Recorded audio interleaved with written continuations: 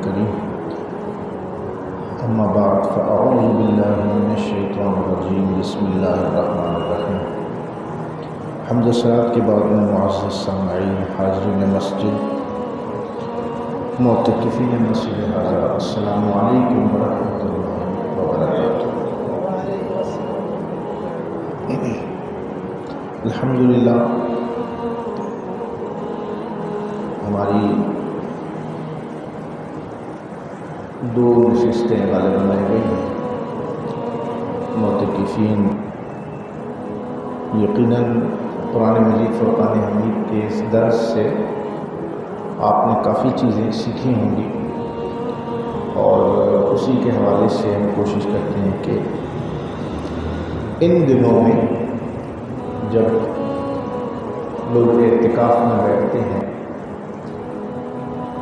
سب سے اہم کام جو میں سمجھتا ہوں وہ یہ کہ کسی طرح ذوق اور شوق مطالعہ قرآن کا اس کو بڑھایا جائے، کیونکہ ہمارے ہاں معاشرے میں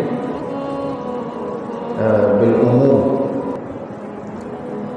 قرآن مجید فرقان حمید کی تلاوت کی حد تک اس کا شوق پایا جاتا ہے، کثرت سے پڑھا جاتا ہے، اس میں کوئی شک نہیں۔ لیکن اگر قرآن مجید فرقان حمید کے ان علوم اور اس اسلوب کو سمجھنے کی کوشش کی جائے جس مقصد کے لیے قرآن کو نازل کیا تھا، اور یہی وہ مقصد تھا جس سے کفار مکہ، مشرکین مکہ اور پھر بعد میں یہودی، نصرانی، مجوسی، تمام ادیان باطل وہ خوف کھاتے تھے کہ یہ کتاب مسلمانوں کو ایک ایسی ملی ہے جس سے ان کی زندگیوں میں انقلاب آ گیا، ان کے معاشروں میں انقلاب آ گیا، کیونکہ اس کتاب کا سب سے اہم کام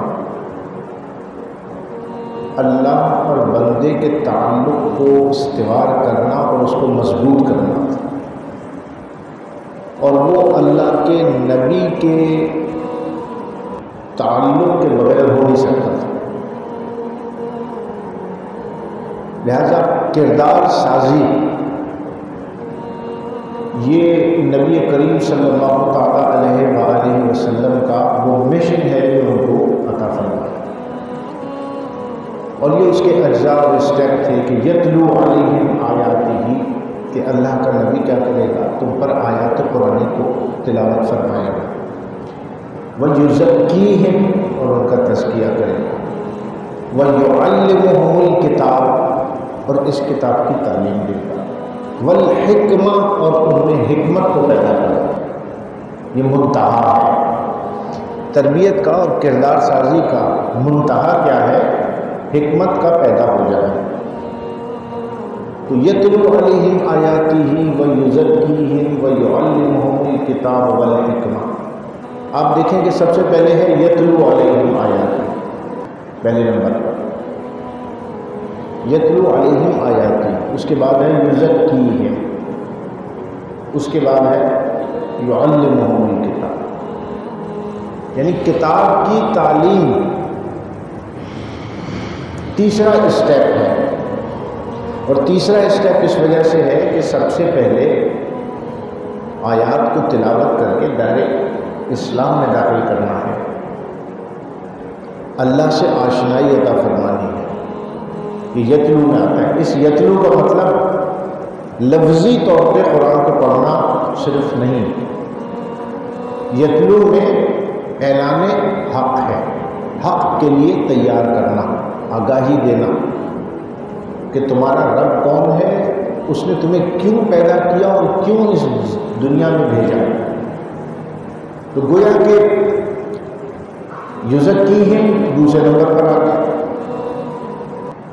جب برتن دل کا صاف ہو گیا اور اس کو دھو دیا گیا تو پھر یعلمہم الکتاب، پھر اس میں کتاب کا علم ڈالا گیا۔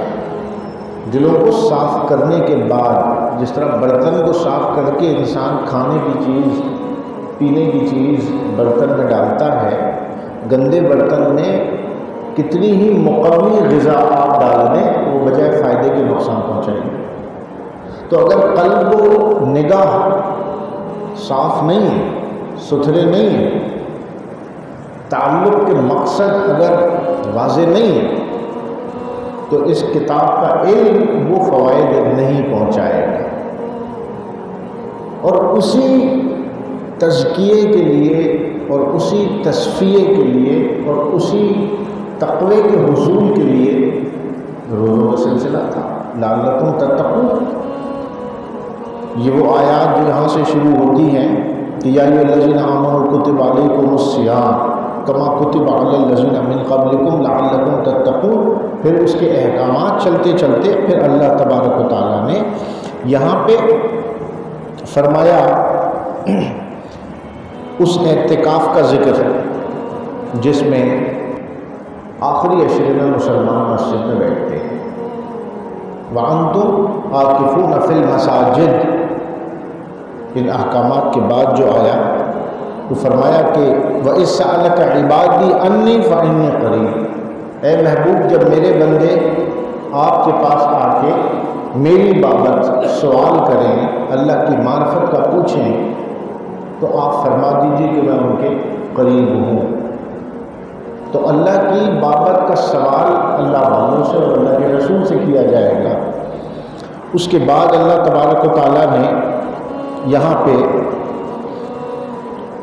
ارشاد فرمایا وَأَنْتُمْ عَاكِفُونَ فِي الْمَسَاجِدِ۔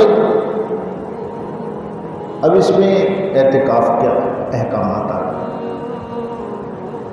کہ تم اسی ماہ میں اللہ کی رضا حاصل کرنے کے لیے، اسی تقوی کے حصول کے لیے، اور جو سارے مہینے تم نے سیکھا ہے اس اعتکاف میں وہ ایک بڑے عظیم مقصد کے لیے سیکھا ہے۔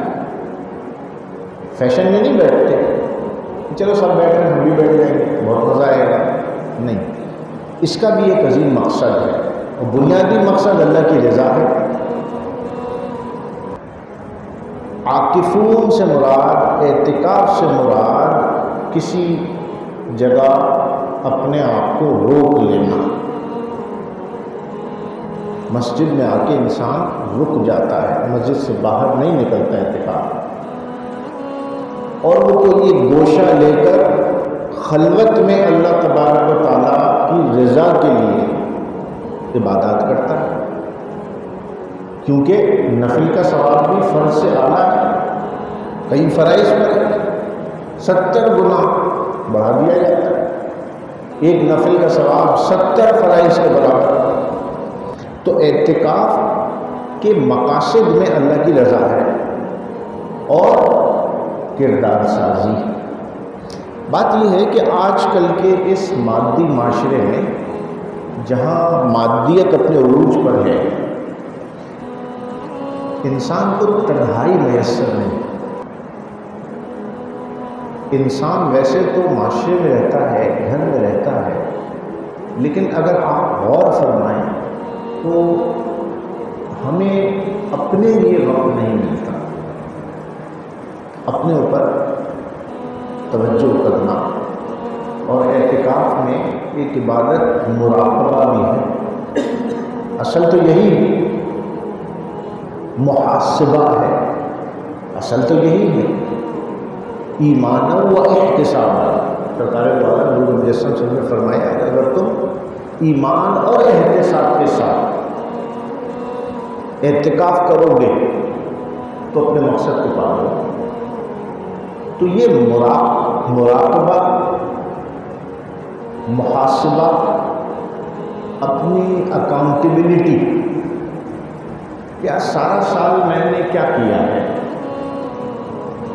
میرا معاشرے میں کیا رویہ رہا، میرا گھر والوں سے کیا رویہ رہا، میں روزی کیسے کماتا رہا، کہاں خرچ کرتا رہا، زندگی کا زیادہ تر وقت میں نے کہاں گزارا۔ اس اعتکاف میں بیٹھنے کے بعد انسان کو یہ اپنا محاسبہ کرنا ہے، اور پھر وہ 10 دن کے اندر پھر پورے ماہ رمضان المبارک میں روزے رکھنا، عبادت کرنا، یہ سب کچھ کیوں ہے؟